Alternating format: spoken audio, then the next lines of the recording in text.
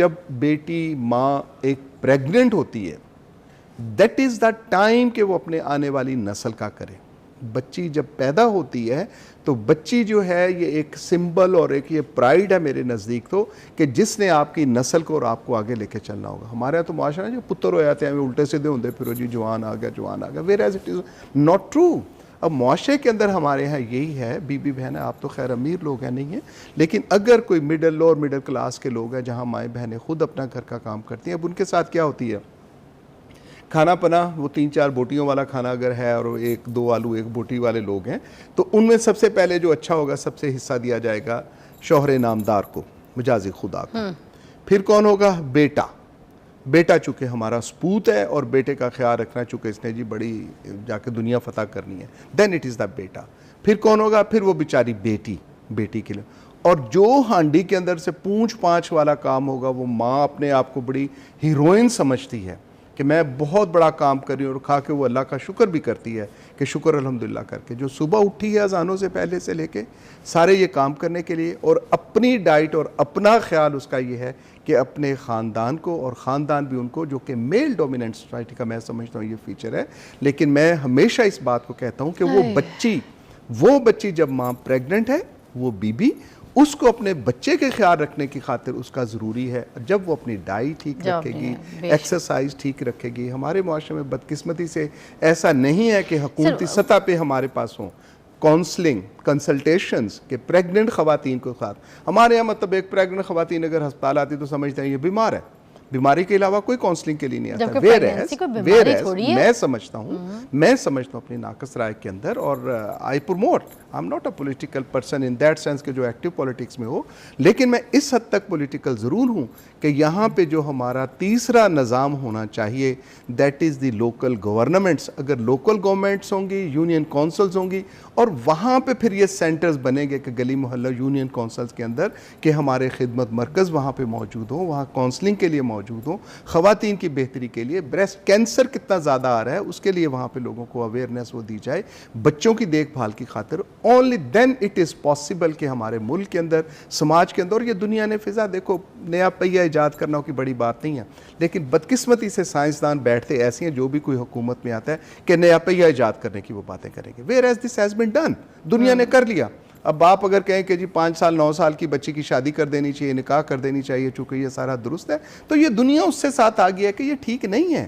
میں کرتا ہوں تو میں کرتا رہوں کسی نے مجھے منع تھوڑی کرنا ہے. اگر مجھے آئی ہے اور میں نے مینار پاکستان سے چھلانگ لگانی ہے کیونکہ جی پہلے بہت لوگ اونچی جگہ سے کودا کرتے تھے کود جائے گا کوئی نہ کوئی جا کے لیکن کیا یہ درست ہے ایسا درست قطعی طور پہ نہیں ہوئے گا. اور دنیا کے اندر دنیا نے جس نے اپنے معاشرے کو ٹھیک کیا ہے I'm not a person کہ جو کہ فلاں ملک چنگا جی فلانا پیڑا ہے not at all. It is about a society,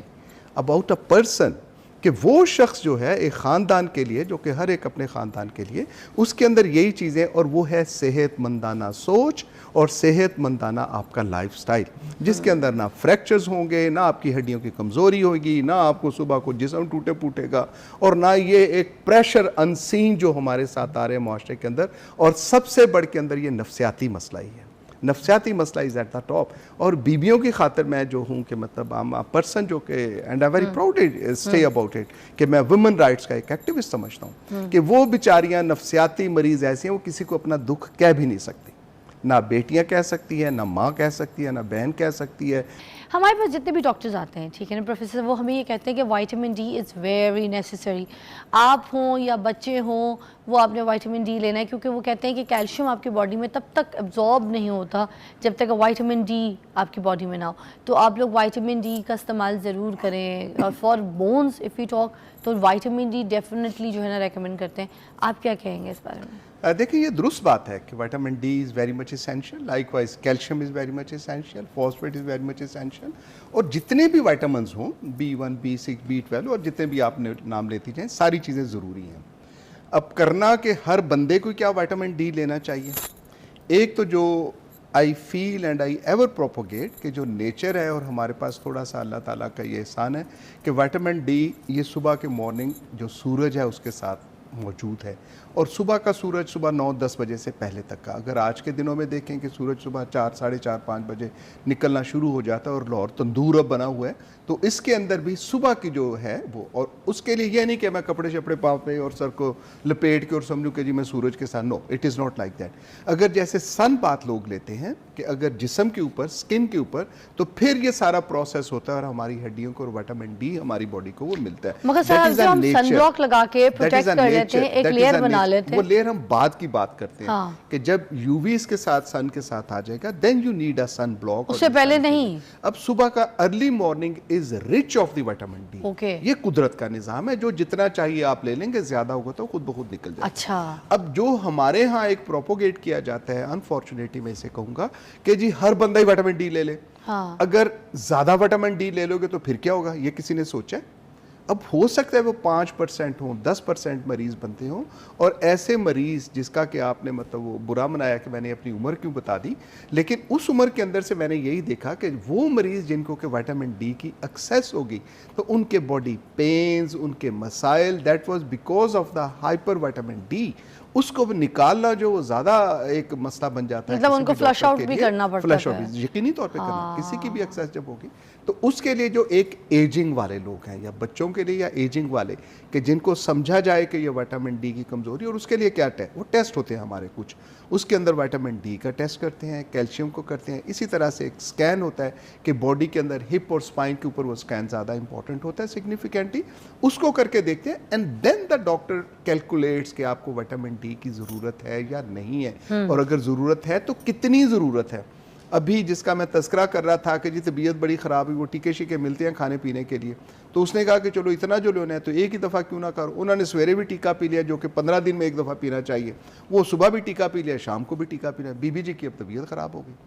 اب اس قسم کا جو ہے نا سیلف میڈیکیشن کا, یا ایون فار دا ڈاکٹرز کہ ہر بندے آنے والے کو تم وٹامن ڈی لکھتے جاؤ, یہ بات درست ہے کہ ہر بندے کا جہاں جہاں ہر دوسرا بندہ نفسیاتی مریض یہاں پہ ہمیں نظر آتا ہے, سائیکولوجیکلی سوشو اکنومیکلی ان کے پریشرز ہوں گے, but does not mean by کہ ہم ہر دوسرے مریض کو اس کے نفسیاتی جو ہے دوائیاں لکھنا شروع کر چھوڑیں. تو یہ ایک ٹرینڈ معاشرے کے اندر ہے. لائک وائز کے وٹامن کسی ڈاکٹر کے پاس جاؤ گے 4-5 سے کم نسخہ نہیں لکھا جائے گا. سو